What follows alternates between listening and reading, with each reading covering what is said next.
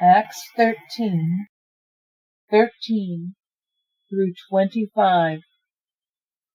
Don't take this lightly. From Paphos, Paul and company put out to sea, sailing on to Perga in Pamphylia. That's where John called it quits and went back to Jerusalem. From Perga, the rest of them traveled on to Antioch in Pisidia. On the Sabbath, they went to the meeting place and took their places. After the reading of the Scriptures, God's law and the prophets, the president of the meeting asked them, "Friends, do you have anything you want to say? A word of encouragement, perhaps?"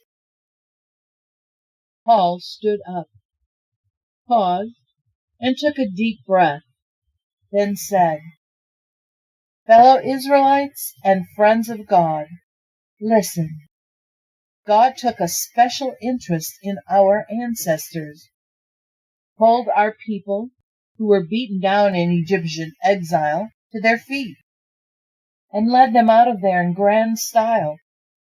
He took care of them for nearly 40 years in that God-forsaken wilderness, and then, having wiped out 7 enemies who stood in the way, gave them the land of Canaan for their very own, a span in all of about 450 years. Up to the time of Samuel the prophet, God provided judges to lead them. But then they asked for a king, and God gave them Saul, son of Kish, out of the tribe of Benjamin. After Saul had ruled 40 years, God removed him from office and put King David in his place, with this commendation: "I've searched the land and found this David, son of Jesse. He's a man whose heart beats to my heart, a man who will do what I tell him."